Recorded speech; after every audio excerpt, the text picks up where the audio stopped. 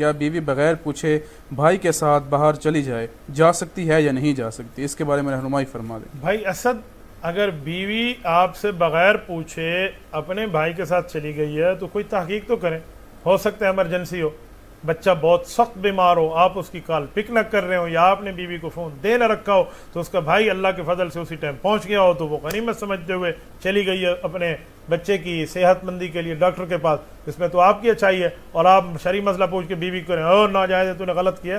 نوعیت آپ بتاتے نا، میں بھی مسئلہ آپ کو صحیح بتاتا۔ وہ شرعن بات تو یہ ہے کہ خاوند کی اجازت کے بغیر بیوی کو باہر قدم نہیں رکھنا چاہیے، لیکن نوعیتیں دیکھی جاتی ہیں، معاملہ دیکھا جاتا ہے، ایمرجنسی ہے، یہ کیا بات ہے، وجہ کیا ہے؟ یا وہ آپ کے ساتھ، اس کا بالکل قریب گھر ہے، بھائی کے ساتھ چلی گئی اپنی ماں کے گھر میں، تو اس میں کون سے جرم ہے؟ حدیث پاک میں خیرکم خیرکم لأہلی وانا خیرکم لأہلی، اللہ کے رسول صلی اللہ علیہ وسلم فرماتے ہیں تم میں اچھا بندہ وہ ہے جو اپنے گھر والوں کے ساتھ بہتر ہے، پھر فرمایا تم میں اچھا بندہ وہ ہے جو اپنے گھر والے کے ساتھ بہتر ہے، اور میں سب سے اچھا ہوں کیونکہ میں اپنے گھر والوں کے ساتھ تم میں بہتر ہوں۔ تو اس لیے بہتری کا معاملہ دیکھیں، خالی اس مسئلے پہ نہ دیکھیں تیری بیوی جو ہے وہ بالکل ہمیں بتائے بغیر چلی گئی ہے، آپ کو سسرال والوں نے بات کر دی ہے اور آپ جا کر بیوی پہ چڑھائی کر دیں، ناجائز ہے، پہلے معاملے کو دیکھیں۔ میں بطور مزاح ایک بات کرتا ہوں، ہمارے ہاں یہ بات بہت اچھی طرح فطرتی طور پہ طے ہو چکی ہے کہ جب کوئی بچہ نانی اماں کے گھر سے واپس آتا ہے نا تو دادی اماں کو کمزور کمزور سا دکھتا ہے، اسی لیے اس معاملے کو ذرا دیکھ کر اور معاملات کو سامنے رکھ کے اس کو حل کیا کرے، کہیں یہ نہ ہو بندے کا گھر تباہ ہو جائے۔ بھیک مانگنے والے کو پیسے دینے چاہیے یا نہیں؟ آج کل یہ جو لوگ اکثر بازاروں میں گلیوں میں بھیک مانگ رہے ہوتے ہیں تو ان کو کیا کچھ دینا چاہیے یا ان کے کوئی مدد کر دینی چاہیے، مالی، آٹا وغیرہ، یہ چیزیں، اس کے بارے میں فرما دیں۔ جی بالکل، یہ بہت زبردست آپ نے بات پوچھی ہے۔ یہ جو پیشہ ور گداگر لوگ ہیں نا، ان گداگر، ان بیگر سے بچیں، یہ انہوں نے عادت بنا لی ہے بھیک مانگنا۔ بعض اوقات اس پر حضرات کی رپورٹس بھی آ چکی ہیں جو ان کے ماہرین ہیں جن نے اس کو چیک کیا ہے کہ 100% یہ بھیکاری ہیں اور ایک گرو کے تحت کام کرتے ہیں، وہ ان سے بھیک منگواتے ہیں، پرسنٹیج طے ہوتی ہے، اتنے لاؤ گے تو اتنے دوں گا، اتنے لاؤ گے تو اتنے دوں گا، لیسس جاری ہوتے ہیں، اپنے اپنے چوکوں پہ ٹھہرے ہوتے ہیں۔ اس طرح کو دینا بالکل جائز نہیں ہے، بلکہ ان کی حوصلہ شکنی کرنی چاہیے۔ ہاں، آپ کو یقین ہے کہ بندہ بالکل ایسا ہے جو ضرورت مند ہے، اس کی تعلق میں آپ کو امداد کرنی چاہیے، اس کا تعاون کرنی چاہیے، اس پہ اجر ہے۔ میں آپ کو ایک بات سمجھانے کے لیے بتاتا ہوں، حدیث پاک میں ہے، رسول اللہ صلی اللہ علیہ وسلم کی حدیث، آپ صحیح مسلم سے، سنن نبی داؤد سے، ابن ماجہ سے اٹھا لیں تو آپ کو سمجھ آئے گا، اللہ کے رسول صلی اللہ علیہ وسلم نے فرمایا کہ جو بندہ خامخواہ سے مانگتا ہے، لوگوں سے بھکاری بنتا ہے، قیامت کے دن یہ رب العزت کی دربار میں آئے گا، اس کے چہرے پر گوشت نہیں ہوگا، ہڈی ہوگی، صرف ہڈیوں کا ڈھانچہ لے کر آئے گا، یہ اس کا علاج ہے۔ اور جو بندہ مساجد میں اپنے لیے ذات کے لیے مانگنا شروع کر دے، حدیث پاک میں تو دینا منع ہے، لہٰذا ایسی چیزیں جائز نہیں ہیں۔ ایسے آدمی کو جس کے پاس اپنا ایک وقت کا کھانے وغیرہ کا معاملہ موجود ہو اور وہ بھیک کے لیے گھر سے نکلے تو علماء نے اس کے نکلنے کو حرام اور ناجائز کہا ہے۔ کیوں؟ ایک آدمی کے پاس کھانا موجود ہے، اور اگر کسی کے پاس سر ڈھانکنے کے کپڑے موجود ہیں اور ایک دن رات کا کھانا موجود ہے، اس کے لیے بھی مانگنا جائز نہیں ہے، تو ایسے بندوں کو نہ دیں۔ اور میں یہاں ایک بطور رائے ایک بات کرتا ہوں کہ اگر آپ نے ایسے بندوں کو دے دیا ہے تو آپ کے دینے پہ آپ کو ثواب ضرور ملے گا، گناہ نہیں ہوگا، لیکن صدقات واجبہ جو ہیں جیسے زکوٰۃ ہے، عشر ہے، فدیہ ہے، فطرانہ ہے، جو آپ ایسی چیزیں دے رہے ہیں تو ایسا ان کو نہ دیں۔ ہو سکتا ہے یہ بندے صاحب نصاب اور مستحق نہ ہو، آپ دیں گے تو ان پہ نہیں لگے گی۔ وہ چیزیں دینے کے لیے آپ کو فیملیز تلاش کرنی چاہیے، پہلے اقربا، اپنے قریبی، اس کے بعد ارد گرد دیکھنا چاہیے، پھر جا کر آپ اس کو۔ عشاء کی نماز کا آخری وقت کب تک ہوتا ہے؟ عشاء کی نماز کا وقت کافی لمبا ہوتا ہے۔ نماز عشاء کا وقت شروع ہوتا ہے جب مغرب کی نماز کا وقت ختم ہوتا ہے۔ مغرب کی نماز کا وقت جب ختم ہو جائے تو عشاء کی نماز کا وقت شروع ہے، اس وقت تک جب تک تہجد کا وقت ختم نہ ہو جائے۔ جب تہجد کا وقت ختم ہو جاتا ہے اور صبح صادق ہو جاتی ہے اور صبح کی اذان آ جاتی ہے، پہلی اذان جو بالکل ٹائم پہ آ رہی ہے، اس وقت تک آپ عشاء کی نماز ادا کر سکتے ہیں۔ بہتر یہ ہے حضور پاک علیہ الصلوۃ والسلام کے طرز عمل کو اپنایا جائے۔ حدیث پاک میں ہے، شرح معانی الاثار میں حضرت امام ابو جعفر الطحاوی المتوفا 321 ہجری رحمہ حدیث پاک لائے ہیں، رسول اللہ صلی اللہ علیہ وآلہ وسلم اس کو لیٹ تک لے جانے کی خواہش رکھتے تھے، لیکن فرمایا میں اسی لیے اس کو اتنا زیادہ لیٹ نہیں کرتا کیونکہ جماعت میں کچھ بوڑھے بھی ہیں اور کچھ مسافر بھی ہوتے ہیں، کچھ مریض بھی ہوتے ہیں، اسی لیے اس کو ابتدا میں ہی اللہ کے رسول صلی اللہ علیہ وسلم نے پڑھا ہے اور آج تک مسلمان ایسے پڑھتے آ رہے ہیں۔ آپ بھی ایسے پڑھیں، اور اگر نماز کسی وجہ سے لیٹ ہو گئی ہے تو تہجد تک آپ اس کو ادا کر سکتے ہیں، باجماعت بھی اور اکیلے بھی۔ بعض لوگوں کا یہاں ایک غلط فہمی پر مبنی ایک ذہن بنا ہوا ہوتا ہے، وہ کہتے ہیں کہ جب رات کے 12 بج جائیں پھر عشاء کی نماز نہیں ہوتی، لہٰذا 12 بجے سے پہلے پڑھیں۔ میں کہتا ہوں بھائی جان، یہ 12، یہ 1، یہ 11، یہ 11:30 یہ آپ لوگوں کی گھڑیوں کی معرض وجود کی ایجاد ہے، یہ رسول اللہ صلی اللہ علیہ وسلم کے دور کی بات نہیں ہے، نہ اس کو شریعت فالو کر رہی ہے، نہ شریعت اس کو حکم کر رہی ہے۔ اس لیے 12، 12:30 کا کوئی کنسپٹ شریعت میں نہیں ہے۔ جب تک صبح صادق نہ ہو جائے اور صبح کی نماز کا وقت شروع نہ ہو جائے آپ نماز عشاء ادا کر سکتے ہیں۔ میں مثال دیتا ہوں، جب رمضان المبارک میں ہم نے صبح کی سحری کرنی ہے، ابھی عشاء کی نماز کا وقت باقی ہے، جب سحری کا وقت ختم ہوا اب عشاء کا وقت ختم ہوا اور صبح کی نماز کا وقت شروع ہو گیا۔ کوئی ایسا وظیفہ بتا دیں کہ میری فجر کی نماز اکثر قضا ہو جاتی ہے، رات کو الارم لگا کر سوتا ہوں پھر بھی آنکھ نہیں کھلتی۔ بھائی ارسلان، میں آپ کو 2 چیزیں ریکمینڈ کروں گا۔ نمبر 1 احتیاطی تدابیر، نمبر 2 شریعت مطہرہ سے آپ کو تائیدی تدابیر۔ جو احتیاطی تدابیر ہیں کہ صبح کی نماز میں میری آنکھ کھلے، آپ کو چاہیے الارم لگائیں اور الارم کی گھنٹی بجنے کا آلہ خود سے دور رکھیں، وہ واچ ہو، وہ گھڑی ہو، وہ موبائل ہو، کچھ بھی ہو، وہ الارم والا ٹائمر ہو، اپنے سے دور رکھیں، ہاتھ کی پہنچ میں نہ رکھیں، ورنہ وہ بجے گا، آپ نے اٹھا کے آف کرنا ہے اور پھر اللہ اللہ کر کے آپ نے سو جانا ہے، اس لیے بہتر ہے کہ اپنے سے دور رکھیں۔ نمبر 2 نماز عشاء پڑھ کے جلدی سو جائیں، اس کے بعد باتیں کر کے موبائل پہ اپنا ٹائم کو ویسٹ نہ کریں۔ نمبر 3 مناسب ہے کہ آپ عشاء کی نماز کا کھانا نماز عشاء سے پہلے مغرب کی نماز کے بعد کھا لیں تاکہ کھانا ہضم ہو جائے، تو آپ کے لیے صبح میں اٹھنا آسان ہے۔ اور اگر گرمیوں کا وقت ہے اور تو پھر آپ کیلولہ کیا کریں، جو رسول اللہ صلی اللہ علیہ وسلم دوپہر کی تھوڑی سی نیند فرمایا کرتے تھے، اسے کیلولہ کہتے ہیں، یہ صبح کی نماز میں اٹھنے میں آپ کو آسانی دے گا۔ یہ تو تھے احتیاطی تدابیر۔ جو قرآن اور حدیث سے تائیدی تدابیر ہیں وہ کیا ہیں؟ آپ اگر دیکھیں نا سورۃ کہف، یہ جو 15ویں پارے میں موجود ہے اور 16ویں پارے میں اس کا اینڈ ہوتا ہے، سورۃ کہف کی آخری 4 آیتیں، آیت نمبر 107، 108، 109، 110، یہ 4 آیات ہیں، اگر آپ ان کی تلاوت کر لیں سوتے وقت تو یہ مجرب آیات ہیں، آپ کو صبح کی نماز میں ضرور اٹھا دیا جائے گا، اللہ رب العزت کی طرف سے آپ کی آنکھ کھل جائے گی، پھر اس کے بعد آپ سونا نہیں۔ اعوذ باللہ من الشیطان الرجیم، بسم اللہ الرحمن الرحیم، ان الذین آمنوا وعملوا الصالحات کانت لہم جنات الفردوس نزلا، یہاں سے لے کر آپ سورۃ کہف کی آخری آیت تک، عبادت ربہ احدا، اتنا تک آپ ان 4 آیات کی تلاوت کر لیں تو انشاءاللہ تعالی سستی بھی نہیں ہوگی اور صبح کی نماز میں اٹھ بھی جائیں گے۔ بالفرض والمحال اگر سستی بھی ہو تو اس سستی کو چھوڑ دیں اور آپ نماز کی طرف متوجہ ہوں، دل کو سمجھائیں کہ جو میرا ایمان مجھے بستر سے مسجد نہیں لے جاتا، یہ مجھے قبر سے جنت بھی نہیں لے جائے گا، اس سستی پہ میرا اجر ہے، اس تکلیف پہ میرا اجر ہے، اس دکھ پہ میرا اجر ہے، اللہ میرا اجر عطا فرمائے گا، یوں کہہ کے دل کو بتائیں اور اٹھ جائیں، انشاءاللہ تعالی دوبارہ شکایت نہیں ہوگی۔ میرے بھائی کے پاؤں میں اکثر درد رہتا ہے، کوئی بھی دوا کام نہیں کرتی، عامل کہتے ہیں کہ ان پر جادو ہو گیا ہے، کوئی حل بتا دیں۔ بیٹا ایک بات ذہن میں رکھیں، جب تکلیف ہو جائے نا، اس تکلیف کے لیے 3 چیزیں درمیان میں ہوتی ہیں۔ سب سے پہلے اللہ جل شانہ کی طرف متوجہ ہونا چاہیے، اے اللہ یہ تو نے دی ہے تو ہی اٹھا لے، اے اللہ مجھے آزما نہیں، مجھے آزمائش سے محفوظ فرما، اللہ کی طرف متوجہ ہو جائیں، 2 نفل پڑھ لیں، وَاسْتَعِینُوا بِالصَّبْرِ وَالصَّلَاةِ، قرآن نے ہمیں اس موقع پہ نماز کا حکم کیا ہے۔ نمبر 2 اس کے بعد آپ صدقہ کریں، صدقے سے آپ کی بیماری ٹل جائے گی، مصیبت ٹل جائے گی۔ نمبر 3 آپ علاج کے لیے متوجہ ہوں۔ ہم ترتیبیں ٹھیک نہیں رکھتے۔ ایک بندے نے مجھے کہا مولانا اگر رات کو 2:30 بجے ایک بندے کو اپینڈکس کی تکلیف ہو اور درد پڑ جائے تو وہ بندہ بیچارہ کیا کرے، اپینڈکس کا مسئلہ ہے اور بہت زیادہ درد ہے اور نمازیں پڑھتا پھرے گا۔ میں نے کہا میرے بھائی فوراً دل میں کہے میرے مولا مجھے تکلیف سے بچا لے، اللہ کی طرف توجہ ہو گئی۔ نماز نہیں پڑھ سکتا بعد میں پڑھ لینا. کہتا ہے رات کو کوئی بیکار کوئی ضرورت مند نہیں ملے گا تو صدقہ کیسے دیں گے؟ میں نے کہا جیب میں 100 روپے پڑے ہیں نا, ان میں سے طے کر لے کہ یہ 100 روپے, یہ 500 روپے, یہ 1000 روپے, ایک متعین کر لے, یہ فقیر کے ہو گئے, طے کر لے, صدقہ بھی ہو گیا, بعد میں جا کر دے دینا. اس کے بعد آپ علاج کے لیے متوجہ ہو جائیں تو یہ کریں. نمبر 2, عاملین کے پاس آپ جائیں لیکن صحیح العقیدہ عامل ہونا چاہیے.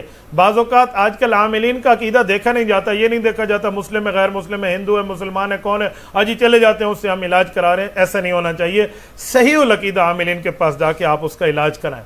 اور اس کے ساتھ اگر کوئی جادو وغیرہ کی تکلیف ہے تو آپ رات کو سوتے وقت معوذتین پڑھیں, قل اعوذ برب الفلق, قل اعوذ برب الناس, یہ آپ پڑھ کے سوئیں. اس پر آپ کو پورے قرآن کے ختم کا ثواب بھی ملے گا اور اس کے ساتھ ساتھ آپ کو اللہ رب العزت تکالیف سے بھی بچائیں گے. اور آیت الکرسی پڑھیں اور پڑھ کے اس کو چاروں طرف پھونک کے کہیں میرے مولا میں ہوا سے, آگ سے, پانی سے, مٹی سے بنے ہوئے چیزوں سے پناہ مانگتا ہوں, تیری پناہ میں آتا ہوں. یوں کر لیں. اور اس کے ساتھ منزل جو حضرت مولانا تعالیٰ کاندلوی رحمہ اللہ, جو حضرت شیخ الحدیث مولانا زکریا رحمہ اللہ کے صاحبزادے, انہیں منزل نام سے آیات شفا اکٹھی کر دی ہیں. اس کو پڑھنے کا صبح کا معمول بنا لیں, انشاءاللہ تعالیٰ ایسی بات نہیں ہوگی. کیا خواتین ورزش کر سکتی ہیں؟ اگر کر سکتی ہیں تو کیسے؟ یہ جم وغیرہ میں اکثر آج کل لیڈیز جو ہیں یہ ورزش وغیرہ کرتی ہیں, تو اس کے بارے میں فرما دیں. جی بالکل, جیسے مرد ورزش کر سکتا ہے, ویٹ لفٹنگ اس کے لیے ہے, ویسے خواتین کے لیے بھی ہے. خواتین بھی ورزش کر سکتی ہیں, معاشرے کا حصہ ہے خاتون. یہ کون کہتا ہے کہ خواتین ورزش نہیں کر سکتی؟ لیکن حدود میں, قواعد میں, ضوابط میں, دائرے کے اندر, آؤٹ آف دا باؤنڈری نہیں, باؤنڈری کے اندر رہ کر حدود میں. خواتین نے ورزش کرنی ہے تو ورزش کے لیے ماحول چاہیے, گھر چاہیے, کوئی بند کمرہ چاہیے, کوئی ہال چاہیے, کوئی ایسی جگہ کہاں جہاں کسی غیر محرم کی نظر نہ پڑے. ہاں وہ واک کرنا چاہتی ہیں تو اپنے محرم کے ساتھ چلیں, بہت بہتر ہے. یا ایسی جگہ کسی گارڈن میں جہاں صرف فیملیز الاؤ ہوتی ہیں, وہاں پہ جا کے وہ واک بھی کر سکتی ہیں, چل بھی سکتی ہے. بلکہ میں ایک بات کہتا ہوں, ورزش کرنی چاہیے, یہ مناسب ہے. رسول اللہ صلی اللہ علیہ وسلم کی حدیث پاک میں ہمیں اس بات کی طرف اشارہ ملتا ہے کہ خواتین کو ایسی ایکٹیویٹیز میں خود کو استعمال کرنا چاہیے اور مشغول, جس سے ان کی قوت یوں بڑھے. حدیث پاک میں ہے, اللہ کے رسول صلی اللہ علیہ وسلم فرماتے ہیں, یہ مشکات جلد نمبر 2 کتاب النکاح کی روایت ہے, فرمایا لوگوں میں جو پسند کرتا ہوں نا وہ عرب عورت کو پسند کرتا ہوں. فرمایا کیوں؟ عرب کی خواتین جو ہیں وہ رکیبن الابل, وہ ایسی ٹرین ہوتی ہیں کہ وہ فوراً ایسے ترتیب سے لگا کر اونٹ پہ بیٹھ سکتی ہیں. تو اس کا مطلب ہے اس کو اونٹ پہ بیٹھنے کی ٹریننگ ہے, اس نے کوئی ترتیب اپنی رکھی ہوئی ہے, تبھی وہ اونٹ پہ بیٹھ سکتی, اتر سکتی, اونٹ کو اٹھا بٹھا.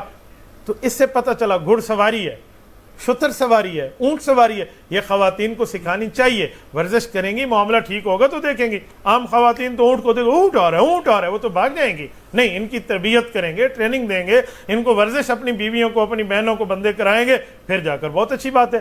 اور میں تو اس بات کا قائل ہوں کہ خاتون خانہ کو یہ چیزیں آپ سکھائیں. آپ ڈرائیونگ سکھائیں اپنی بیوی کو. اللہ نہ کرے آپ ٹریول پہ ہیں اور راستے پہ کوئی آپ کے ساتھ انہونی ہو جاتی ہے, کوئی ایکسیڈنٹ ہو جاتا ہے, آپ ڈرائیو نہیں کر سکتے, آپ کی بیوی ڈرائیو کر کے آپ کو ہاسپٹل تو لے آئے گی نا. آپ ڈرائیونگ سکھائیں. اور آپ کے پاس اگر لائسنس دار اسلحہ حکومت کی طرف سے اجازت یافتہ موجود ہے, آپ اپنی بیوی کو اس ویپن کی باقاعدہ ٹریننگ دے کر سمجھائیں کہ کل کوئی بد نظر, بد ذہن, بد دہن اور بد نیت آدمی گھر پر حملہ آور ہو, کوئی چور بن کے آئے, جیسے ابھی ثانیہ موٹر وے کا معاملہ ہے, ایسے معاملے پہ بیوی ویپن کو جانتی ہو, وہ ویپن کو دیکھ کے کانپنے لگے, خوف نہ کرنے لگے. بہتر ہے وہ ویپن کے ایکسپرٹ ہونی چاہیے اور اس کے پاس یہ چیز الاؤ ہونی چاہیے جیسے حکومتی سطح پہ اجازت ہے. تو یہ تمام چیزوں کے میں فیور کرتا ہوں, تائید کرتا ہوں اور آگے پھیلانے کی بات کر. میں تو اپنی بیویوں کے لیے کہہ رہا ہوں, باقاعدہ آؤ ٹریننگ پہ چلیں. آؤ کیسے چلیں؟ آؤ آج رات آپ نے ڈرائیو کرنی ہے اور ڈرائیو اس طرح کرنی ہے, یہ آپ نے یوں چلانا ہے, یہ یوں کرنا ہے. میں باقاعدہ اس کی فیور ہی کرتا ہوں اور خود اس پہ عامل بھی ہوں کہ میں اس پہ عمل پہ رہا ہوں. تو یہ کرنا چاہیے اور میں اس معاملے کو باقاعدہ ایک معیت کے طور پہ آگے دنیا میں پیش کرتا ہوں. تو ان حدود میں, قواعد میں, ضوابط میں, باؤنڈری میں, دائرے میں رہ کر بندہ یہ کام کرے تو بہت بہتر ہے. دیکھیں ہمارے محلے کی مسجد میں تقریباً 3 سال تک فجر کی نماز کے بعد اونچی آواز سے سورۃ یاسین پڑھنے کا اجتماعی اہتمام ہوتا تھا اور آخر میں اجتماعی دعا بھی ہوتی تھی. ایک دن امام صاحب نے کہا کہ یہ تو بدعت ہے, آئندہ یہ نہیں ہوگا. اگر کوئی بندہ سورۃ یاسین پڑھنا چاہے تو انفرادی پڑھ سکتا ہے, اس کے بارے میں رہنمائی فرما دیں. طارق بھائی, بدعت کے اصول ذہن میں رکھیں. بدعت کسے کہتے ہیں؟ ہر وہ عقیدہ اور عمل جو شریعت سے ثابت نہ ہو, اس کو دین سمجھ کے کرنا اور نہ کرنے والوں پہ اعتراض اور فتویٰ بازی کرنا، یہ بدعت کہلاتا ہے۔ سورۃ یاسین صبح کی نماز کے بعد پڑھنا حدیث پاک سے ثابت ہے، لیکن اجتماعی سطح پہ لوگ اپنے عالم دین کے ساتھ، اپنے استاد کے ساتھ، اپنے بڑے کے ساتھ، اپنے امام کے ساتھ بیٹھ جاتے ہیں، تو اس میں کون سا حرج ہے؟ وہ نہ بیٹھنے والوں کو غلط تو نہیں کہتے نا کہ جو اس طرح بیٹھ کے سورۃ یاسین نماز کے بعد نہیں پڑھتا یہ بے دین ہے، وہ فتویٰ بازی کرتے ہیں۔ اگر فتویٰ بازی کرتے ہیں تو بدعت بن جائے گا معاملہ، اور اگر فتویٰ بازی نہیں کرتے اور یہ کام اپنے استاد کے ساتھ نگرانی میں بیٹھ کے، اس کے ساتھ دعا خیر میں بیٹھ کے، اس کی نگرانی میں بیٹھ کے کرتے ہیں، تو اس کو بدعت کون کہتا ہے؟ بدعت تب بنتا ہے جب غیر ثابت شدہ مسئلے کو دین کا حصہ بنا کر نہ کرنے والے پر آبجیکشن اور اعتراض اور فتوے ٹھونکنے کا معاملہ ہو جائے۔ ایک استاد بیٹھا ہے، شاگردوں کو بٹھا کے سورۃ یاسین پڑھ رہا ہے، تو ایک اچھا کام کر رہے ہیں، برا کام نہیں ہے۔ تو یہ جو بعض لوگ بدعت کی بات کرتے ہیں، میں لوگوں کو کہتا ہوں بدعت فوبیا بن گیا ان کو۔ بابا بدعت وہ ہے جو غیر ثابت ہو اور اس کو ثابت شدہ بنا دیں اور نہ کرنے والے پہ اعتراضات شروع کر دیں۔ میں مثال دے رہا ہوں، ایک بندہ مجھے کہنے لگا نہیں جب آپ مستحب پر اصرار کریں گے، خود اس پہ عمل کریں گے تو یہ بدعت بن جائے گا۔ میں نے کہا اصرار کا مطلب کیا ہے؟ مثلا یہ 15 شعبان کا روزہ مستحب ہے، حضرت شیخ الحدیث مولانا سرفراز خان صفدر رحمۃ اللہ علیہ امام اہل سنت والجماعت 70 سال فرماتے ہیں میرا قضا نہیں ہوا۔ ان کے بڑے صاحبزادے نے خود اس بات کو نقل کیا، تو 70 سال تک تو انہوں نے اس کو کیا، تو یہ نعوذ باللہ بدعت بن جائے گا۔ بھائی اللہ کے بندے، بدعت تب بنے گا جب میں دوسروں کو مجبور کر کے کہوں اور نہ کرنے والوں پر اعتراضات کروں۔ تو کسی اچھے کام کو بندہ بیٹھ کے کرتا ہے، مسلسل کرتا ہے، تو کوئی برا نہیں ہے۔ احب الاعمال الی اللہ ادومها وان قل، حدیث پاک میں اللہ کے رسول صلی اللہ علیہ وسلم کو فرمانے علی شان ہے، اللہ اس عمل سے بہت زیادہ پیار کرتے ہیں جو ہمیشگی کے ساتھ ہو، اگرچہ تھوڑا ہو۔ تو جو دینی عمل ہے ثابت ہے، اس کو ہمیشگی کے ساتھ کریں، بہترین معجبین دل نشین حسین طرز پہ آپ کریں، بہت بہتر ہے۔ لیکن دوسروں پر فتوے بازی ہوگی تو بدعت ہوگی، ورنہ ایک عمل ہے آپ خود کرتے رہیں، اس کو اتنا جلدی آپ بدعت نہ کہا کریں۔ قیامت کب آئے گی؟ قیامت واقعی جمعے کو آئے گی؟ قیامت کے بارے میں بہت سے لوگ ایک بات پوچھتے رہتے ہیں، کچھ لوگ کہتے ہیں جی 10 محرم کو آئے گی، کچھ کہتے ہیں جی جمعہ کے دن آئے گی، کوئی فلاں ہے فلاں۔ یہ بات ذہن میں رکھیں، قیامت کے بارے میں 2-4 اصول میں سمجھاتا ہوں۔ رسول اکرم صلی اللہ علیہ وآلہ وسلم پر قرآن کریم اترا ہے، احادیث نبوی اللہ کے رسول نے بیان کی ہیں۔ ان اللہ عنده علم الساعہ، قرآن کریم بتاتا ہے، سورۃ اللقمان کی آخری آیات ہیں۔ اللہ رب العزت بتاتے ہیں کہ قیامت کا متعین کردہ علم اللہ کو ہے۔ جب جبرائیل امین علیہ السلام نے رسول اللہ صلی اللہ علیہ وسلم سوال کیا تھا کہ متی الساعہ، قیامت کب آئے گی، صحیح بخاری میں، صحیح مسلم میں، مشکات میں روایت موجود ہے، اللہ کے رسول صلی اللہ علیہ وسلم فرمایا مل مسئول عنہا بعالم من السائل، جتنا تجھے پتہ ہے نا اتنا مجھے پتہ ہے اس بارے میں کہ اللہ ہی جانتے ہیں۔ انہوں نے کہا جی ہاں یہ تو ٹھیک ہو گیا، لیکن نشانیاں آپ کو پتہ ہیں، فخبرنی عن اماراتہا، فرمایا جی ہاں میں نشانیاں بتا دیتا ہوں۔ پھر اللہ کے رسول صلی اللہ علیہ وسلم نے چند نشانیاں بتائی ہیں۔ حدیث پاک میں قیامت کی نشانی میں ایک نشانی یہ بھی بتائی ہے کہ رسول اللہ صلی اللہ علیہ وسلم نے فرمایا کہ مالکن اپنے آقا کو جنے گی، کیا مطلب؟ اولاد اپنے ماں باپ کی نافرمان ہوگی، اور لوگ قومیتیں بدلیں گے، جن کی جوتی میں پاؤں میں جوتی نہیں ہوگی، وہ شہر میں آ کے یتطاولون فی البنیان کر کے عمارتوں کا مقابلہ کریں گے ایک دوسرے کے اونچے نیچے کے معاملے میں۔ اس طرح کی نشانیاں، اس میں بہت سی نشانیاں اور بھی ابواب الفتن میں، ابواب الساعہ میں موجود ہیں۔ رسول اللہ صلی اللہ علیہ وسلم نے کچھ احادیث میں اس سے مزید بھی بات فرمائی ہے۔ مثلا جمعے کے دن کی بات صحیح مسلم کی حدیث پاک میں موجود ہے کہ جمعے کے دن قیامت آئے گی، لیکن عاشورہ میں آئے گی، 10 محرم میں، اس بارے میں معتبر روایات ہمیں نہیں ملی کہ 10 محرم کے دن ہوگا۔ جمعے کے دن کی بات ہے، کون سا دن ہوگا، کون سا وقت ہوگا، کون سا سال ہوگا، کس طرح کے معاملے میں وہ کون سا متعین کردہ ہوگا، اس بارے میں اللہ ہی کو علم ہے۔ جتنی نشانیاں تھی وہ میں نے آپ کی خدمت میں عرض کر دی۔ مصر کے مولوی داڑھی کیوں نہیں رکھتے؟ یہ میرے خیال میں مصریوں ہی سے پوچھ لیا جائے تو بہت بہتر ہے۔ جہاں تک میں نے سنا ہے، اللہ پاک اس کے معاملے کو بہتر جانتے ہیں، کہ مصر میں سرکاری سطح پہ پابندی ہے، تو ان حضرات کو لائسنس ایشو کروانا پڑتا ہے۔ اگر داڑھی کا لائسنس ایشو کروانا پڑتا ہے تو بالکل کریں، وہ ایسی کوئی بات نہیں ہے۔ جب لائسنس ہم لیتے ہیں اپنے لیے، یہ جو ایک وہ ہے شناختی کارڈ ہے، آئی ڈی کارڈ، یہ ہمارا لائسنس نہیں ہے کہ ہم اس ملک کے، یہ لائسنس ہے تو اس کی ایک مدت ہوتی ہے کہ اس مدت تک چل سکتا ہے، اس مدت کے بعد ایکسپائر ہے، تو یہ لائسنس ہے، ہم اس کو پھر رینیو کراتے ہیں۔ تو شناختی کارڈ کے لیے ہم یہ لائسنس ایشو کرا رہے ہیں، باقی معاملات کے لیے کراتے ہیں، تو ہمیں داڑھی کے لیے کیوں نہیں کرانا چاہیے؟ تو ان حضرات کو اس پہ غور کرنا چاہیے۔ نمبر 2، بعض رات وہ ان میں سے کسی کے ساتھ جو ہماری بات ہوئی تو کہتے ہیں بھائی ہم اسی لیے داڑھی کاٹتے ہیں کہ وہاں دہشت گرد جو ہیں وہ داڑیاں رکھتے ہیں۔ تو ان میں سے ایک بندے کو میں نے کہا کہ میرے بھائی دہشت گرد تو کلمہ بھی پڑھتے ہیں दहशत गर्दी उनकी गलत है, मैं कंडेम करता हूँ, लेकिन कलमा में पढ़ते हैं अंतुम ततरकूना बिहा, आप इस कलमे को छोड़ देंगे फिर कि हमें कलमा नहीं पढ़ना जो कलमा पढ़, अजी नहीं हम तो इसको नहीं छोड़ सकते। तो दाढ़ी मुबारक के लिए ऐसी बात ये बिल्कुल गलत है, यूँ नहीं होनी चाहिए, दाढ़ी मुकम्मल रखनी चाहिए जैसे रसूलुल्लाह सल्लल्लाहु अलैहि वसल्लम की सुन्नत है। 1,24,000 अंबिया में कोई नबी नहीं है जो बगैर दाढ़ी के हो, 1,24,000 साहबा में कोई साहबी नहीं है जिस बगैर दाढ़ी के हो। तो ये दाढ़ी मुबारक सुन्नत रसूल है, रसूल सुन्नत अंबिया है, सुन्नत साहबा है, सुन्नत आले बैत है, इसको रखनी चाहिए। बल्कि आसमान पे फरिश्ते हदीस पाक में आते हैं, मौजूद हैं, जो दाढ़ियों वालों के लिए तारीफ कर रहे हैं कि जिना करने से अगर बच्चा पैदा हो जाए तो उस बच्चे का क्या करें। सबसे पहली बात है कि जिना पर अल्लाह ने लानत फरमाई है, लेकिन जिना के नतीजे में बच्चा पैदा हो गया तो उस बच्चे का तो कोई कसूर नहीं है। उस बच्चे का क्या कसूर है? कसूर तो माँ बाप का है। बल्कि इस हद तक रिवायात में आता है कि इस्लामी हुक्मरानों के तर्ज में खुलफाए राशिदीन में सैयदना उमर फारूक रजी अल्लाह अन्हु का नाम आता है। इस तरह बाकी अगर किसी ऐसे नतीजे में बच्चा पैदा हो गया तो उस बच्चे ने जब तक दूध पीना नहीं छोड़ा उस वक्त तक उस पर हद भी जारी नहीं की गई उनकी वालदा पे, उसकी तरबियत सही हो जाए। और उसके बाद आप उसके मामले को लेकर न उसे ताना दे सकते हैं, न उसे गलत कह सकते हैं, न उसे और मामला कर सकते हैं। वो जो एक मारज़ वजूद में आया, मैं मानता हूँ कि वो नाजायज़ औलाद है, लेकिन इसका यह मतलब नहीं है कि आप कत्ल क़िताल शुरू कर दें, उसकी ज़िंदगी ख़त्म कर दें, उसको मुआशरे में एक अछूत बना दें। जो ऐसी बात नहीं है। उस हद तक तो मामला नसब में ख़राब है, लेकिन इसके बाद का मामला तो ख़राब नहीं है ना।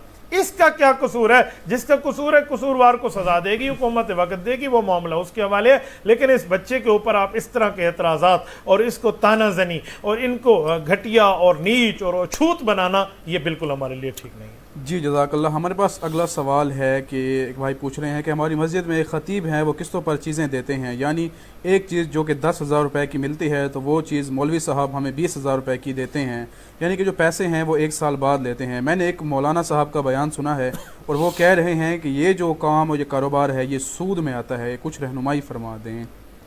मेरे भाई, किस्तों का कारोबार करना ये शरीयत में जायज़ है, इसे बै बित्तक़सीत कहते हैं। एक बै उन-नुक़ूद होता है, एक बै बित्तक़सीत होता है। बै उन-नुक़ूद का माना आप नकद लें, नकद दें, बिल्कुल ठीक है। बै तक़सीत का माना कि आपने किस्त कर ली है। किस्तों के मामले, मसलन मैं एक चीज़ का मालिक हूँ, इस मोबाइल, मैंने मोबाइल आगे बेचना है, तो मुझे जब मोबाइल बेचना है तो इसकी कीमत मसलन 50,000 है, तो मैं 50,000 इकट्ठा लूँ, 50,000 अलग-अलग किस्त में लूँ, ये मेरे लिए मामला जायज़ है, मेरी मर्ज़ी है, मैं इसको बेच सकता हूँ, मुझे इजाज़त है शरीयत में। इस पर मैं एक बात समझाता हूँ। इसके लिए 2-3 शर्तें हैं। नंबर 1 शर्त यह है कि किस्त तय हो, आपने इतनी किस्त देनी है, मुझे इतने अरसे में देनी है, अरसा तय हो, मामला वाजे हो और चीज़ भी जायज़ हो। कोई नाजायज़ का मामला ना हो कि आप शराब बेचना शुरू कर दें, आप कहें कि हम तय कर रहे हैं। जी नहीं, हलाल चीज़ हो, मुद्दत तय हो, रकम तय हो, किस्त तय हो और उसमें मामलात यूँ चलें। एक बात का ख्याल रखें, अगर कभी किस्त लेट हो जाए, मसलन 1 महीना उसने नहीं दिया, अगले महीने आपने उस पर फाइन रख दिया है, भाई इस महीने आपने देने तो 2,000 थे और आपने 1 महीना लेट कर लिया, लिहाजा आप 2,500 देंगे, तो ये सारा मामला हराम और नाजायज़ हो जाएगा, बिल्कुल गलत हो जाएगा। क्यों? आप एक फासद शर्त दरमियान में ला रहे हैं। इस तरह की शर्त न लाएं। किस्तों पे जो देता है, अगर किस्त शार्ट भी हो जाए तो वही किस्त देगा जो उसके ज़िम्मे है, इसको बढ़ाया ना जाए, वरना किस्त खराब हो जाए, वरना ये बिल्कुल कारोबार ख़राब हो जाएगा। तो जो हजरात किस्तों का कारोबार कर रहे हैं, आपके इमाम से या बाकी हैं, इनको सूद आप नहीं कह सकते, इनके लिए जायज़ है। हज़रत बाज़ औक़ात जो लोग हैं ये जब पैसे इकट्ठे दे दें तो वो जो किस्तों वाला बंदा होता है वो कहता है कि यार मैंने आपको 500 या 1,000 रुपया वो छोड़ दिया है, तो क्या इस सूरत में वो गुनाह जो है ये सूद का या जो भी है वो हम पे आएगा या उस बंदे पे आएगा? ज़बरदस्त, ये इससे रिलेटेड सवाल है। ये आम तौर पे मामला चलता है। मैं इसको जरा समझाने के लिए एक बात कहता हूँ। 50,000 रुपये की चीज़ है, किस्तों में आपको मिल रही है, असल कीमत उसकी 40,000 है, 10,000 उन्होंने बढ़ा दिया, 1 साल की किस्त है, लेकिन आप अभी मुद्दत पूरी नहीं हुई, आपको पैसों की वसअत मिल गई, आपने कहा यकमुश्त जाकर इसे दे दो और उसे कहूँ यार कम कर दे, तो इस बारे में उसूल शरीयत का जहन में रखें। आप अगर मुकम्मल मुद्दत होने से पहले उसको पैसे देंगे तो पूरे देंगे जो 50 तय हुआ है। आप उससे कम कराने की रिक्वेस्ट नहीं कर सकते, आप उसे इसरार करके मजबूर नहीं कर सकते कि मैं जल्दी दे रहा हूँ यार। वो कहेगा क्यों दे रहा है, तो अपने टाइम पे देना, मैंने तुझे इजाज़त दी थी। हाँ, आप मुकम्मल दे दें जो आपका तय हुआ है। हाँ, जो दुकानदार है वो चाहे आपको वापस कर दे कुछ पैसे अपनी मर्जी से, न चाहे तो उसके ऊपर लाजिम नहीं है कि वो आपको हर सूरत देगा। पेशाब के कतरों का मरीज नमाज कैसे अदा करेगा? इसे कहते हैं सुलुस बौल, पेशाब के कतरे आ रहे हैं, तो ऐसे आदमी के लिए नमाज का हुक्म। दो तीन बातें जहन में रखें। नंबर एक, कतरे आने का शक है तो शक वाला मामला छोड़ देना चाहिए। एक बंदे ने मुझे कहा कैसे पता चलेगा शक है या यकीन है? मैंने कहा भाई आपको शक हुआ है ना, अब कतरा निकला है, फौरन नमाज तोड़ दो और अलहदगी में जाके अपनी शलवार से उस जगह को देखें कि ये जगह गीली है। अगर गीली होगी तो यकीन में बदल जाएगा, नहीं गीली होगी तो आपको शक होगा, फाइनल हो जाएगा मामला। अगर है शक फिर तो छोड़ दें, और अगर यकीन है तो दो तीन बातें समझें। नंबर एक, ऐसा आदमी को एक काम और एक अमर सर अंजाम दे के खुद को इससे मशगूल कर लेना चाहिए। वो क्या है? छोटे पेशाब के कतरे उसको उस वक्त ज़्यादा आते हैं जब वो छोटा पेशाब कर लेता है। इसको चाहिए ये अपने छोटे पेशाब को रोके और ये नमाज पढ़ ले। मजबूरी में, आम बंदे के लिए तो जायज़ नहीं है ना, लेकिन ये रोक ले और नमाज के बाद पेशाब कर ले। जितने कतरे आते रहेंगे आते रहेंगे आते रहेंगे, अगली नमाज से पहले अपनी जाए मखसूसा को धो ले जिस पर कतरे आए हैं।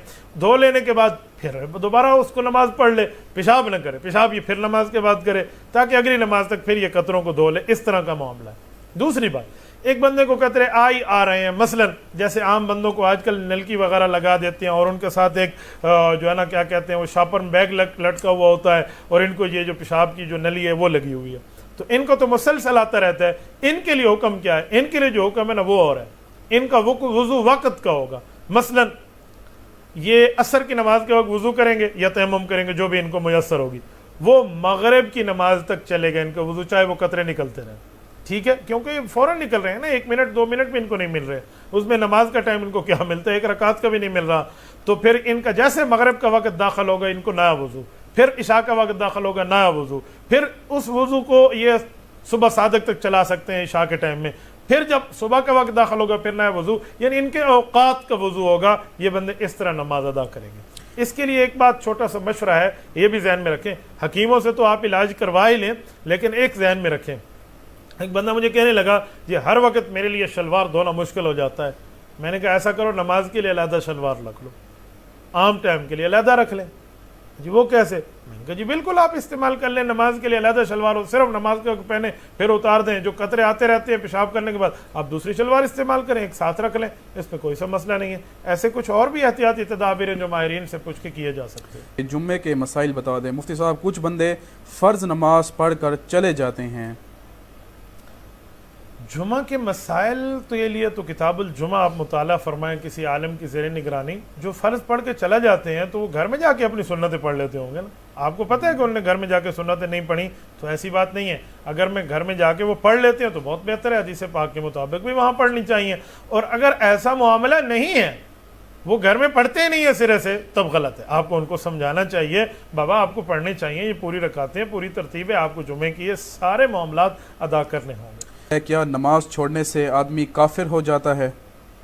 ये बात जहन में रखें कि नमाज छोड़ने से आदमी काफिर तब होता है जब नमाज छोड़ने का माना वो अकीदा बना ले कि नमाज पढ़नी नहीं होनी चाहिए। ये नमाज ऐसी बात है, इसे है नमाज, जैसे कहते हैं ना इस्लाम छोड़ना, ऐसे है नमाज छोड़ना। इस छोड़ने से मुराद ये है, कोई बंदा कहते हैं नमाज फ़र्ज है ही नहीं, मैंने बिल्कुल छोड़ दिया, तर्क कर दिया, ख़त्म कर दिया, ऐसा आदमी दायरे इस्लाम से खारिज हो जाता है। जैसे हदीस पाक में मन तरक सलात मुतअम्मिदन फ़क़द कफ़र। लेकिन एक आदमी नमाज में तहावुन करता है, सुस्ती करता है, गफलत करता है, उससे नमाजें छूट जाती हैं, ऐसा बंदा काफिर नहीं है, फासिक है, गुनाहगार है, जो जानबूझ के छोड़ रहा है, अभी पढ़ूंगा अभी पढ़ूंगा अभी पढ़ूंगा फिर नहीं पढ़ता। ये ऐसा आदमी काफिर नहीं हो जाता, मुसलमान रहता है। लेकिन ऐसे आदमी पे आप कुफर का फतवा नहीं लगा सकते। कुफर का फतवा उस पे लगता है जो आदमी नमाज का तारिक बेईमाना हो, उसका अकीदा हो कि मैं नमाज का कायल ही नहीं हूँ। यही बात शरह नवावी में इमाम नबी रहमतुल्लाह अलैह ने इसको इस तर्ज में आपकी खिदमत में जो मैं बयान कर रहा हूँ इस तर्ज पे लिखा है कि उसकी तावील ये है, एक आदमी नमाज छोड़ रहा है तो वो सुस्ती पे छोड़ रहा है, जानबूझ के छोड़ रहा है, कहते हैं मैं गुनाहगार हूं, अल्लाह मुझे एक दिन पढ़ने की तौफीक दे, इसको हम काफिर नहीं कह सकते। काफिर वो है जो नमाज का कायल ही ना हो, वो छोड़ना और है, ये छोड़ना और है। टूटे हुए बर्तन में खाना खाना कैसा है? टूटे हुए बर्तन में खाना खाने से जो हदीस पाक में मना किया गया है ना, गालिबन आपका सवाल इस तरफ इशारा करता है, बिल्कुल ठीक है। टूटे हुए बर्तन में खाना खाना, मैं आपको मिसाल दे देता हूँ। ये गिलास है पानी का, ये टूटा हुआ है, अगर तो जो जगह टूटी हुई है वहीं से मुंह लगाकर पीऊंगा तो मेरा होंठ या मेरा मुंह जख्मी हो जाएगा। इसे कहते हैं नहीं इरशादी। रसूलुल्लाह सल्लल्लाहु अलैहि वसल्लम ने शफकतन इससे मना फरमा दिया। हाँ, ٹوٹی ہوئی جگہ نہیں ہے، جو جگہ بالکل ٹھیک ہے، ایک جگہ ٹوٹی ہوئی ہے لیکن باقی جگہ ٹھیک ہے، ٹھیک جگہ سے میں منہ لگا کر پی سکتا ہوں، اس پر کوئی کراہت نہیں ہے۔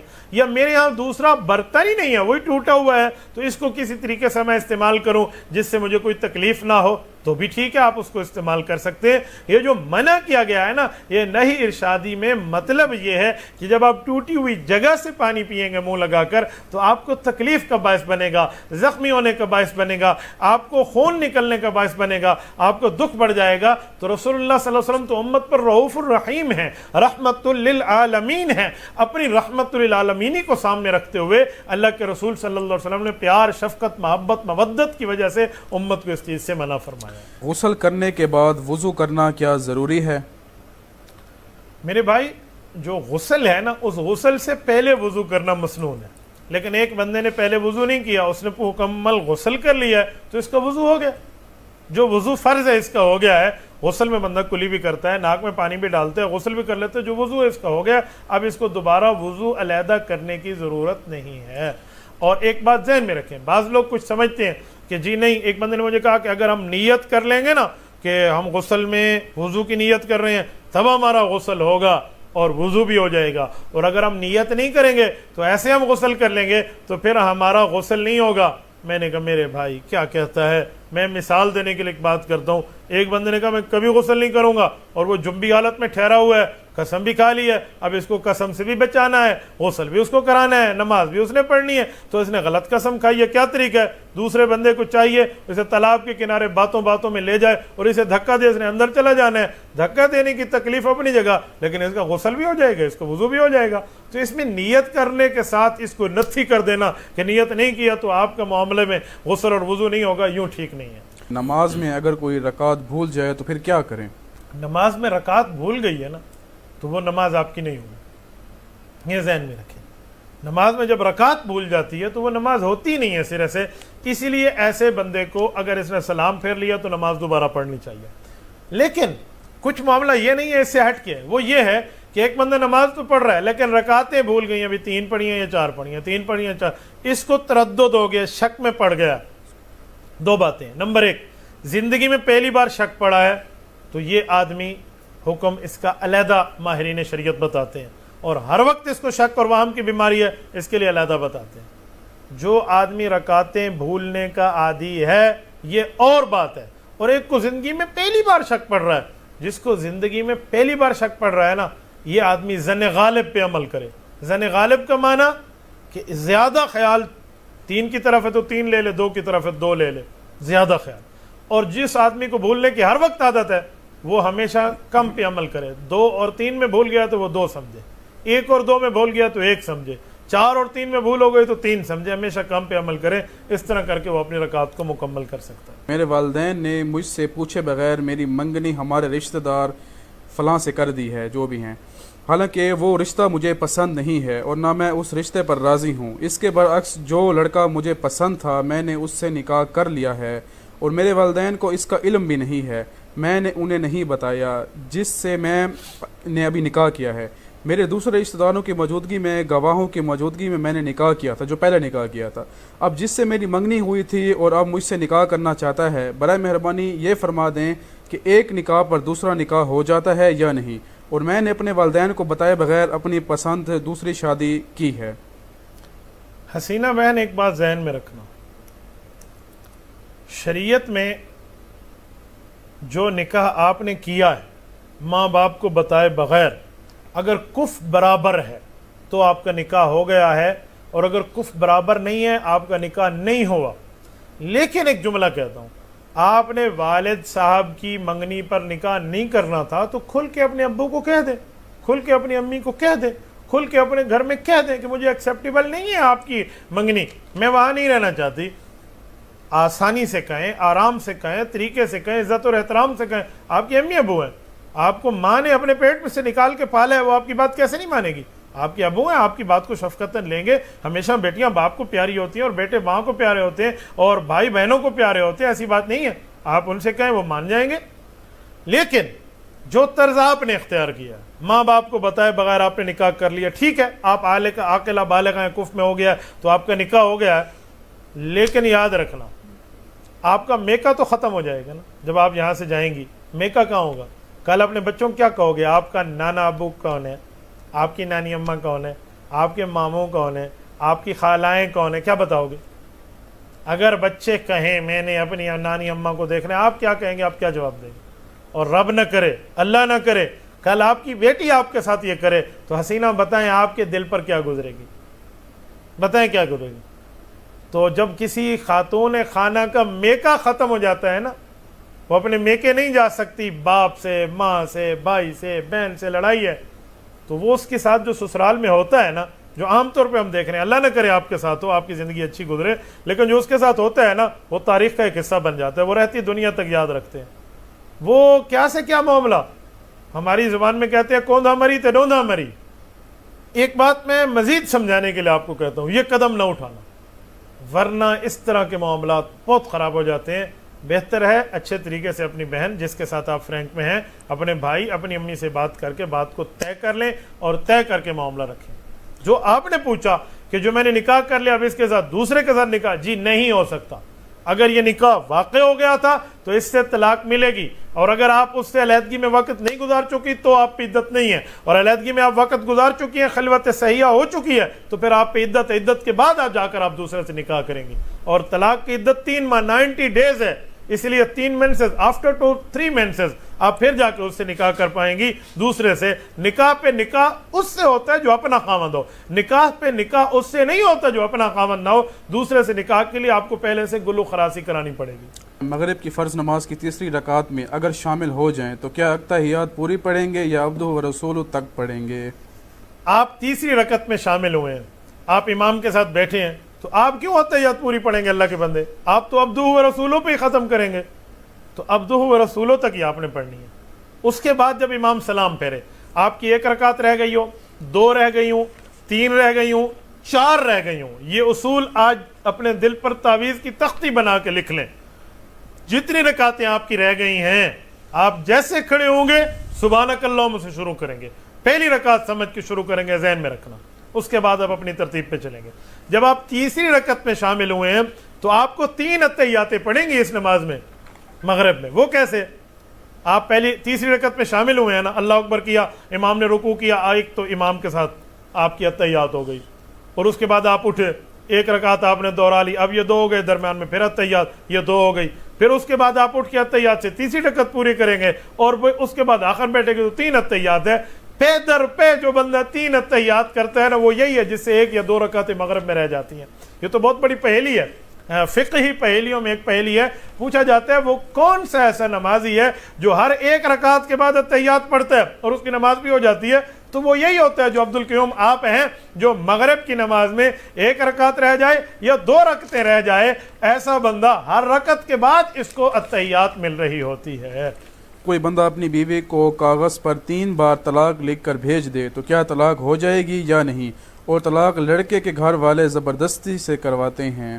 اگر خاوند نے طلاق 3 بار لکھ کے بیوی کو دے دی ہے تو وہ طلاق ہو گئی ہے. وہ آپ پر زبردستی کر رہے ہیں تو آپ ہی نے لکھا ہے نا، بیٹھ کے آپ ہی نے لکھا ہے. ایک بندے نے مجھے کہا زبردستی کر رہے تھے، تمہیں نہیں لکھا تھا. میں نے کہا بھائی زبردستی کر رہے تھے، آپ نے فائر کر دیا تھا، بیوی بچے گی. آپ کو نا زبردستی کیا تھا، تو بھائی فائر کرنے سے آپ کی بیوی زبردستی اگرچہ آپ نے فائر کر لیا، وہ بیچاری انا للہ ہو گئی، تو اب بھی وہ بیچاری طلاق ہو گئی. آپ نے 3 بار لکھ کے دے دیا، زبردستی کیا تو آپ نہ لکھتے نا، آپ مقابلہ کر دے. جب آپ مقابلہ نہیں کر سکے، آپ نے ہتھیار پھینک دیے، تو اب وہ معاملہ نہیں ہے جس کی زبردستی پہ چیز نہ ہو. یہ شریعت کے ان معاملات میں داخل نہیں ہے، اسی لیے آپ کی طلاقیں واقع ہو گئی ہیں. کیا لڈو کھیلنا جائز ہے؟ لڈو کھیلنے کے بارے میں ایک بات ذہن میں رکھیں، لڈو کھیلی جا سکتی ہے کچھ شرائط کے ساتھ. مثلا اس پر کوئی شرط نہ لگے، کوئی جوئے کے معاملے نہ ہوں، آپ لڈو کھیلیں گے، آپ کو منع نہیں ہے. لڈو میں ایک بات ذہن میں رکھیں، اس میں کوئی فحاشی کی، اوریانی کی، گالم گلوچ کی باتیں نہیں ہونی چاہیے. آپ کچھ وقت کے لیے ٹائم پاس کرنے کے لیے بیٹھے ہیں تو اپنے ٹائم کو فیل نہ کر لیں، اس لیے معاملات ذہن میں رکھیں. اس پر کوئی شرطیں نہیں لگائیں, کوئی معاملہ ایسا خراب جو غیر مثلا اس میں نماز کا ٹائم ضائع نہ ہو, اس میں کوئی اچھی کام کا ٹائم آپ کا ضائع نہ ہو, کچھ ٹائم فریشمنٹ کے لیے آپ کھیلنا چاہتے ہیں تو اس حد تک آپ کو اجازت ہے, صرف ضرورت پوری کرنے کے حد تک, ورنہ یہ نہیں آپ سارا دن یہ چھکے اور لوڈو اٹھا کر آپ بیٹھ جائیں تو یہ معاملہ پھر آپ کا خراب ہے. ایک بندے نے مجھے پوچھا کہ ضرورت پوری کرنے کے حد تک کتنا ٹائم ہوتا ہے؟ میں نے کہا واش روم میں بندہ جاتا ہے تو کہتا ہے بہترین ٹوٹیاں لگی ہوئی ہیں, بہترین شاور لگے ہوئے ہیں, بہترین قسم کے لوٹے پڑے ہوئے ہیں, واہ واہ قسم کا جو ہے نا کیا کہتے ہیں وہ بیسن لگا ہوا ہے, اچھا بھلا کموٹ لگا ہوا ہے, وہ دیکھو اچھا بھلا بات کا سسٹم ہے, یوں کہتے جی نہیں وہ تو اپنی ضرورت پوری کرتے نکل آتے ہیں. میں نے کہا آپ نے فریشمنٹ لینی ہے, اپنی ضرورت پوری کریں اور لڈو سے نکل آئیں, اس کو ہر وقت اور ہر کام اور وہ کہتے ہیں any time and any place یوں کہہ کر آپ اپنے معاملات کو ضائع نہ کریں. 4 رکعت اور جی جمعہ کے نماز کے بعد سنتوں کے بارے میں ذہن میں رکھیں. 6 سنتوں کا حدیث پاک میں ذکر آتا ہے, 2 کا بھی اور 4 کا بھی, تو لہٰذا جمعہ کے بعد 6 سنتیں ہیں, آپ نے 2 بھی پڑھنی ہے اور 4 بھی پڑھنی ہے. لہٰذا یہ نہیں آپ نے 2 پڑھ کے 4 چھوڑ دی اور 4 پڑھ کے 2 چھوڑ دی, یہ 6 کی 6 آپ کو 2 اور 4 کر کے ادا کرنی ہوں گی. بینک سے قرضہ لے کر کاروبار کر سکتے ہیں کیا؟ میں بینک سے قرضہ لے کر کاروبار کرنے کو ناجائز سمجھتا ہوں. بینک کا قرضہ سودی قرضہ ہوتا ہے, لہٰذا ان معاملات سے بچیں. میں بینک میں جاتا ہوں ضرورت پوری کرنے کے حد تک. بینک میں جانے پر میرا اصول ہے میں وہاں کا پانی نہیں پیتا. کیوں؟ وہ جو ہمیں ٹھنڈا پانی مل رہا ہے اس پانی کا بل بھی سود والے پیسوں سے پے ہو رہا ہے.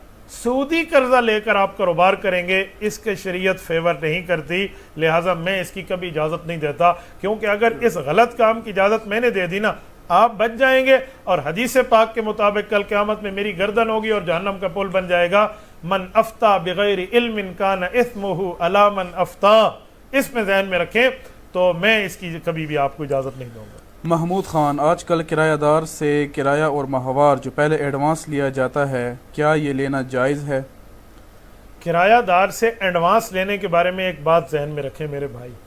کرایہ دار سے لوگ ایڈوانس لیتے ہیں بطور سکوٹی کہ کہیں یہ نہ ہو یہ 1 مہینے کے بعد ہمیں کرایہ دے کر بھاگ جائے, بعد میں ہم اپنے گھر کو دیکھیں تو اس کا میٹر ٹوٹا ہوا, اس کا گھر ٹوٹا ہوا, اس کی بجلی اکھڑی ہوئی, اس کی دیواریں خراب ہو گئی ہیں فلاں. اگر یہ ہوگا بجلی کے بل اس نے اتنے مہینے میں ادا نہیں کیے ہوں گے تو پھر ہم اس سے کٹوتی کر لیں گے. اس طرح پہ لوگ کرتے ہیں, یہ سکوٹی کے طور پہ. اگر لینے اور دینے والا دونوں جائز ہے تو یہ معاملہ جائز ہے, اور اگر آپ کہتے ہیں بھی یہ میں نہیں کرنا چاہتا تو جب پارٹی میں ایک بندہ راضی نہیں ہے تو دوسرا اس پہ زبردستی ٹھوکے گا تو ناجائز ہو جائے گا. لہٰذا آپ وہ دکان لیں بھی نہیں جس دکان پہ آپ کو ایڈوانس دینا پڑتا ہے, اور اگر آپ ایڈوانس پہ راضی ہیں تو پھر معاملہ بالکل ٹھیک ہے. تو ملا بھی راضی ہے, قاضی بھی راضی ہے, تو کون اس پر اعتراض کرے گا؟